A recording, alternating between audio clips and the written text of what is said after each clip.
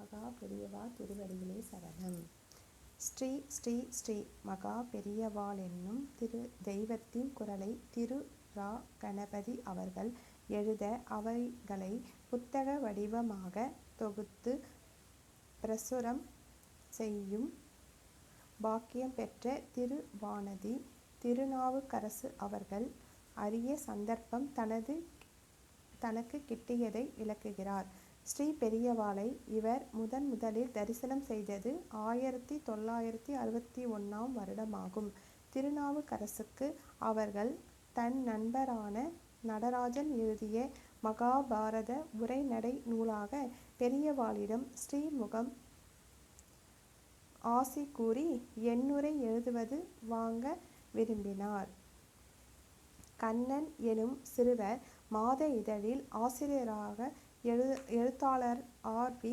என்பவருடன் பெரியவாளை தரிசித்து இது பற்றி கேட்க மதுரை சேதுபதி உயர்நிலை பள்ளியில் முகாமிட்டிருந்த மகானிடம் சென்றார். இவருடன் புத்தகத்தை எழுதிய நடராஜன் மற்றும் எழுத்தாளர் ஆர்.வி.யும் சென்றனர்.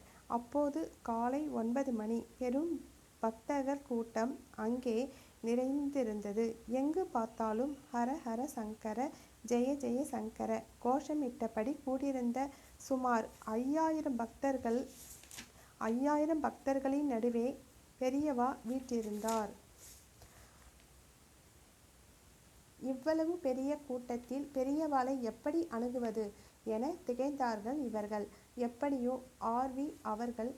அவர்களின் ஏற்பாட்டால் நடராஜன் எழுதிய வியாசர் அருளிய மகாபாரதம் என்ற நூலை பெரியவாளிடம் சமர்ப்பித்து அந்நூலகம் பெரியவா ஸ்ரீமுகம் அருள வேண்டுமென விண்ணப்பித்தனர்.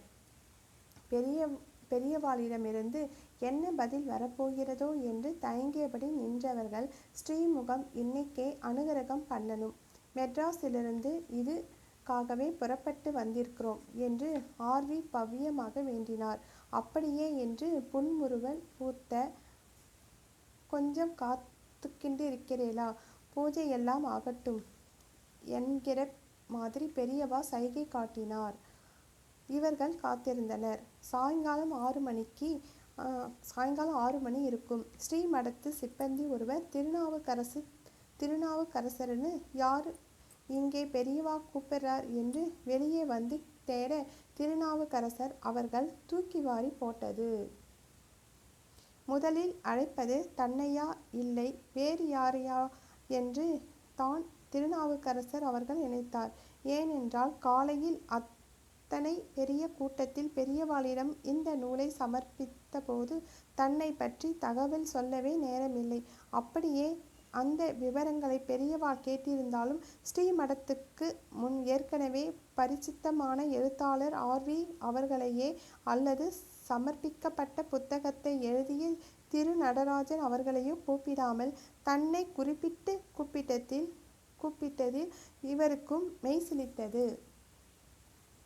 அங்கே பெரியவாளிடம் இவரை அழைத்து போனபோது திருநாவுக்கரசுக்கு என்று இவரை வாய் நிறைய அழைத்து ஸ்ரீமுகத்தை தந்து அந்த தெய்வம் ஆசீர்வதித்தார். இப்படி முதல் தரிசனத்திலே இப்பேற்பட்ட பெரும் பேறு கிடைத்ததில் பிற்காலத்தில் இவர் பெரியவாளின் தெய்வத்தின் குரலை உலகமெங்கும் பரவிவிட செய்யும் பாக்கியம் பெறுவாரென அப்போது இவருக்கு தெரிய வாய்ப்பில்லை. அந்த நாட்களில் தெய்வ வழிபாட்டு சங்கம் என்பதில் ஆர்.வி. ஈடுபட்டு தொண்டர்களோடு காஞ்சிபுரம் சென்று பெரியவாளை தரிசித்து விபூதி குங்குமம் அட்சதை பிரசாதங்கள் வாங்கி வருவார்கள். மிக சிரத்தையாக சிறு சிறு பொட்டலங்களாக மடித்து வைத்து பெரியவாளின் உத்தரவுப்படி சென்னை பொது மருத்துவமனை, ராயாப்பேட்டை மருத்துவமனை என சனி ஞாயிறு கிழமைகளில் சென்று சிகிச்சை பெற்று வரும் ஒவ்வொருவரையும் பார்த்து அவர்களுக்கு பெரியவாளின் ஆசியோடு கூடிய இந்த பிரசாத பொட்டலங்களை கொடுப்பார்கள். அவர்கள் மிக பயபக்தியுடன் பெரும் நம்பிக்கையுடன் அவைகளை பெற்று தங்கள் நோய் தீர்ந்ததென நிம்மதி அடைவார்கள். திருநாவுக்கரசு அவர்கள் அந்த தெய்வீக சேவையை உற்சாகமாக ஈடுபட்டு அடிக்கடி பெரியவாளை உண்டு. பிரசாதம் கொடுத்தேலோ, அவ என்ன சொன்னா, அடுத்த முறை போய் பார்த்தேலோ என்றெல்லாம் பெரியவா கேட்பார். அப்படி ஒரு கருணை. அப்போது கல்கி இதழில் பெரியவாளின் அருள் வாக்கு வாரம் தவறாமல் வெவ்வேறு தலைப்புகளில் முழு பக்க கட்டுரையாக வெளிவரும். தீபாவளி மலர் போன்றவற்றில் விரிவான கட்டுரை வரும். பெரியவாளின் இந்த கருத்து பேடிரை மிக சிரத்தையாக தொகுத்து எழுதி வந்தவர் பெரியவாளின் பரம பக்தரான திரு ரா. கணபதி அவர்கள். இந்த கட்டுரைகளை அப்படியே தொகுத்து நூலாக வெளியிட்டால் நமக்கு புண்ணியமாகும், அன்பர்களுக்கு பயன் உடையதாகவும் இருக்கும் என்று இவருக்கு தோன்றியது. திரு ரா. கணபதி அவர்களின் திருநாவுக்கரசர் அவர்கள் இதை பற்றி கேட்டபோது அவருக்கு மகிழ்ச்சிதான் என்றாலும் மடத்தில் ஒப்புதல் பெற்றுதான் நூலாக வெளியிட வேண்டும் என்று சொல்லிவிட்டார். அதனால் இவர்கள் உடனே காஞ்சி சென்று புது பெரியவாளிடம் இதை பற்றி விண்ணப்பித்தனர். பெரியவாளிடம் உத்தரவு வாங்கி விடலாமென அந்த நேரத்தில் எண்ணினார். அதே நேரத்தில் இது போன்ற தெய்வீகமான நூலை வசதி படைத்த பெரிய ட்ரஸ்டுகளுக்கு வெளியிடுவதுதான் நல்லது என்று புகழ்பெற்ற ட்ரஸ்ட்களின் பெயர்களை சிலர் சொல்லியிருந்தார்கள். இப்படி மற்ற அன்பர்கள் சிபார்சு செய்த ட்ரஸ்டுகளையும் திருநாவுக்கரசு அவர்களின் ஆசையை பெரியவாளிடம் கூறிய போது திருநாவுக்கரசு அவர்கள் அங்கில்லை. பின்னர் அச்சமயத்தில் அங்கிருந்தவர்கள் பெரியவா அப்போதுதான் சொன்னதாக சொல்லியவைகளை இவர் கேட்ட நேர்ந்தபோது உணர்ச்சிகளை கட்டுப்படுத்த இயலாமல் திருநாவுக்கரசு அவர்கள் கண்களில் நீர் திரையிட்டது.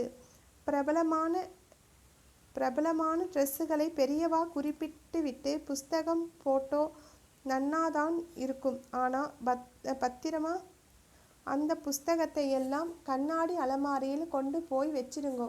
அதைவிட வானதி திருநாவுக்கரசு தேவலை விஷயம் எல்லாம் ஜனங்கள்கிட்டையும் போய் சேருமில்லையா என்றாராம். பெரியவாளின் அன்றைய அரிய அருள் வாக்கினால் தெய்வத்தின் குரல் நூல்கள் வெளியிட பாக்கியம் கிட்டியதற்கு வாழ்நாளில் என்றைக்கும் பெரியவாளின் தெய்வத்தின் கருணை மறக்க முடியாத என உருகி விட்டார் திருநாவுக்கரசு அவர்கள். இப்போது தெய்வத்தின் குரல் 7 தொகுதிகளாக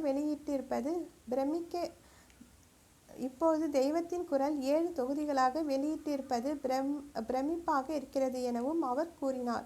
1976ஆம் ஆண்டு சுமார் 1000 பக்கம் அளவில் உருவாக்கிய முதல் தொகுதியை பெரியவாளிடம் சமர்ப்பித்த போது இத்தனை பெருசா போட்டிருக்கிறைய, எத்தனை காப்பி போட்டே என்று விசாரித்து புன்முறுவல் தவிர பெரியவா ஆசிர்வதித்தார். பெரியவாளின் அருளாசியால் இப்போது அந்த முதல் தொகுதியை 17 முறை பதிவுகளாக வெளியிடப்பட்டுள்ளதை திருநாவுக்கரசு அவர்கள் நன்றியுடன் நினைவு கூறுகிறார். தெய்வத்தின் குரல் 3ஆம் தொகுதி வெளியான போது நடந்த சம்பவம் ஒன்றை திருநாவுக்கரசு அவர்கள் கூறுகிறார். அப்போது அந்த மாநில கர்னூலில் பெரியவா முகாமிட்டிருந்தார்.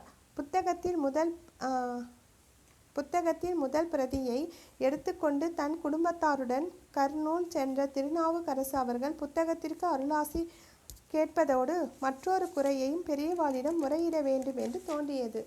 இதுவரை மகானிடம் தனக்கு இது வேண்டும் என்று கேட்காதவர் தான் 3வது மகளாக வானதியின் திருமணம் தாமதமாகி போவதால் இதை கேட்டு தான் ஆக வேண்டும் என அவருக்கு தோன்றியது. மகளுக்காக ஏனோ கல்யாணம் தடைப்பட்டுண்டே இருக்கு, சுவாமிகள் அருள் பாலிக்கணும் என்று பெரியவாளை வணங்கி கேட்டுக்கொண்டார் திருநாவுக்கரசு அவர்கள். பெரியவா இவருடைய வேண்டுகோளை ஏற்ற விதம் ஒரு புதிதாக இருந்தது. என்ன, பணத்தால தடையா, வரதட்சணையா, நிறைய பணம் கேட்கிறாளா, புஸ்தகம் போட்டதால பணம் முடங்கி போச்சா, புஸ்தகங்களை மடத்துக்கு அனுப்பிச்சு விடு, பணம் தர சொல்றேன் என்று பெரியவா சொன்னபோது இவருக்கு வியர்த்துவிட்டது. பணப்பிரச்சனை இல்லை, என்னவோ வேற காரணம் என்று சொல்லிவிட்டு புஸ்தகங்கள் அமோகமாக விற்பனையாகுவதை இவர் கூறினார். அதன் பின் யார் யார், எந்த வயதுக்காரர், எந்த ஊர்க்காரர் புத்தகங்களை வாங்குகிறார்கள் என்ற விவரத்தையும் பெரியவா கேட்டு தெரிந்து கொண்டார். வானதியின் அழைத்து பழம் புஷ்பம் கொடுத்து ஆசிர்வதித்து அனுப்பினார். அற்புதங்கள் எப்படி எப்போது நிகழும் என்று தெரிந்து கொள்ள முடியவில்லையே என்று திருநாவுக்கரசு அவர்கள் கர்நூலிலிருந்து திரும்பிய அடுத்த வாரமே மகள் வானதியின் திருமணம் நிச்சயமானதை குறிப்பிடுகிறார். மேலும் மகளுடன் திருமணத்திற்காக பெரியவர்களிடம் வேண்டிய போது அதற்கு ஆசீர்வாதத்தோடு நிற்காமல், உனக்கு பணம் கஷ்டமா, புஸ்தகங்களை மடத்துக்கு கொடுத்துவிடு, நான் பணம் தர சொல்றேன் என்று சூட்சகமாக பெரியவாளின் திருவாக்காக வெளிப்பட்டதில் தெய்வத்தின் குரல் 7 தொகுதிகள் வெளியாகி ஒவ்வொன்றும் பல பதிவுகளை கண்டது. புஸ்தக விற்பனை அமோகமாக இருந்தது. இந்த தெய்வ பணியை தனக்கு பாக்கியமாக்கி அருளிய நடமாடும் தெய்வத்தின் கருணை திருநாவுக்கரசு அவர்கள் சொன்னார். வேதாந்தம், பூரணம், அரசியல், பண்பாடு, வரலாறு, கணிதம், சாஸ்திரம், நவீன அறிவியல் என்று பெரியவாளுக்கு எட்டாத எதுவும் இல்லை என்பது போல தோன்றும். இந்த நூலை படித்துவிட்டால் உலகில் அவர்கள் தெரிந்து கொள்ள வேண்டிய வேறு விஷயமே இல்லை என்பதற்காக நூலின் அருமையை விளக்கும் திருநாவுக்கரசு அவர்கள் இப்பேற்பட்ட தெய்வத்தின் குரலை நூல் வடிவில் வெளியிட்டது தன் பிறவி பெரும் பயன் என்று உணர்வதற்காக கூறுகிறார். இக்கருணையை தெய்வத்தை நாமும் பற்றி கொண்டு வாழ்வில் சகல ஐஸ்வர்யங்களையும் பெற்று ஆனந்தமாகவும் மன அமைதியோடவும் வாழ்வோமாக. மகாபெரிவா திருவடிகளே சரணம். காஞ்சி ஸ்ரீ மடத்துக்கு பூஜை, கஜ பூஜை உள்ளிட்ட மகாபெரியவா செய்த பல்வேறு பூஜைகளில் உதவியாக இருந்தவரும், காஞ்சி காமாட்சி அம்மன் கோவில் 20 ஆண்டுகளுக்கு மேல் பூஜை செய்வதற்காக பெரியவா திரு டி.ஆர். சந்திரமௌலி சாஸ்திரிகளை பற்றி தகவல். 1923ஆம் ஆண்டு கும்பகோணம் அருகில் உள்ள நாச்சரியார் கோவில் அருகில் உள்ள கூக்கூரில் பிறந்தார். திரு டி.ஆர். சந்திரமௌலி சாஸ்திரிகள் இந்த ஊரில் எழுந்தருளி இருக்கும் சுவாமியின் பெயர்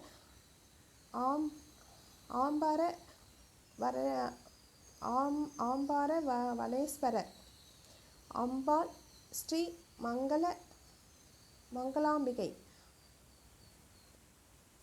மங்களாம்பிகை.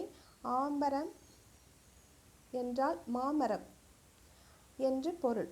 மாமரங்கள் நிறைந்த